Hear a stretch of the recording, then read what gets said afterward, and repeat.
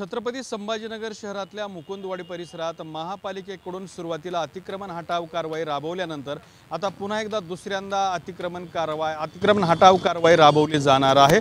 आणि या कारवाईपूर्वीच इथले जे काही दुकानदार आहेत त्यांनी आपल्या दुकानातलं साहित्य सामान आणि अतिक्रमण हटवायला सुरुवात केलेली आहे। आपण बघू शकता की ही सगळी जी काही आपल्या समोर दुकानं दिसतात ही 100 पेक्षा अधिक दुकानं या परिसरामध्ये होती। मात्र या दुकानांमधलं जे सगळं साहित्य आहे ते लोकांनी आता काढून घ्यायला सुरुवात केलेलं आहे। या दुकानाचे शटर असतील, लोखंडी अँगल असतील, या दुकानाचे पत्रे असतील, हे सगळं जे काही आहे ते हे सगळे नागरिक सध्या काढायला सुरुवात केलेली आहे। खरं तर या दुकानांमधून मोठा व्यवसाय सुद्धा केला जात होता। मात्र या दुकानांमध्ये जे व्यवसायाचं काही साहित्य होतं ते सुद्धा साहित्य इथल्या व्यावसायिकांनी यापूर्वीच हलवलं असल्याचं आपल्याला पाहायला मिळतंय। आणि आता त्याचबरोबर इथं काही ज्या काही मौल्यवान वस्तू होत्या, लोखंडी साहित्य असतील, अँगल्स असतील, रॉड असतील, हे सुद्धा काढायला सुरुवात केलेली आहे। हे सगळं साहित्य इथून घेऊन जायला या सगळ्या व्यावसायिक नागरिकांनी जे आहे ते सुरुवात केली असल्याचं आपल्याला पाहायला मिळतंय। मध्ये अजूनही फर्निचर किंवा इतर साहित्य जे आहे ते सुद्धा पडलेलं पाहायला मिळतंय। मात्र ते सुद्धा साहित्य हे सगळे नागरिक जे आहे ते घेऊन जाणार आहेत। आपण पुढेपर्यंत जर बघितलं तर इकडे सगळी ही अशी मोठ्या प्रमाणात दुकानं होती। या ठिकाणी हे व्यावसायिक जे आहे ते 100 ते 200 पेक्षा व्यावसायिक व्यवसाय करत होते। मात्र असं असताना सुद्धा या ठिकाणी आपण जर बघितलं तर या सगळ्या व्यावसायिकांनी मोठ्या प्रमाणात आपापली दुकानं जी आहे ते बंद केलेली आहेत। दुकानातलं साहित्य जे आहे ते आपापल्या घरी नेलेलं आहे आणि ही सगळी बाजारपेठ दुकानं जी आहे ती बंद करण्यात आलेली आहे। त्यामुळे या व्यावसायिकांवरती सुद्धा उद्यापासून कुठला व्यवसाय करायचा असा प्रश्न सध्या निर्माण होणार आहे। मात्र अतिक्रमण हटाव कारवाई होण्यापूर्वीच या सगळ्या व्यावसायिकांनी आपले दुकानं या ठिकाणी रिकामी करायला आणि अतिक्रमण स्वतःहूनच काढायला सुरुवात केलेली आहे। काही व्यावसायिक आपल्याबरोबर आहेत। किती दुकानं होते, कसा तुमचा व्यवसाय चालायचा, काय आता अडचणी होतील? इथं 30 ते 40 चर्मकार समाजाचे आमच्या बूट चप्पलच्या दुकानं आहे। गेल्या 30 वर्षापासून आम्ही इथं चप्पल बुटाचा धंदा करतो।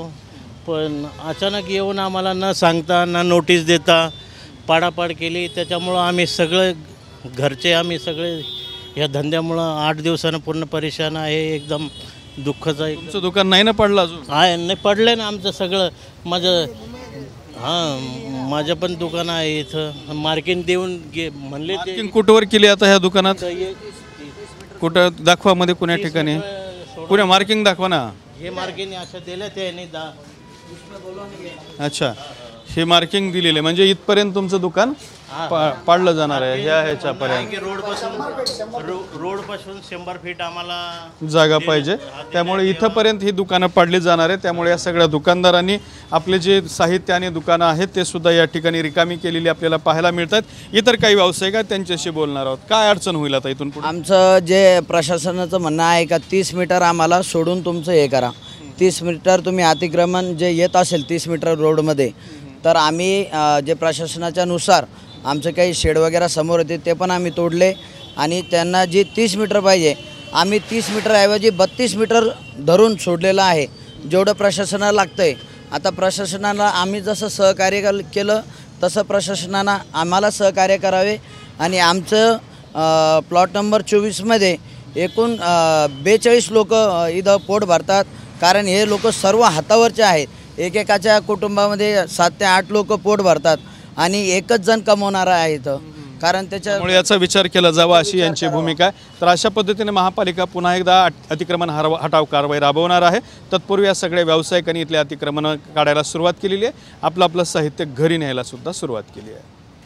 कॅमेरामॅन अमित ताडेसोबत दत्ता कानवटे, TV9 मराठी, छत्रपती संभाजीनगर।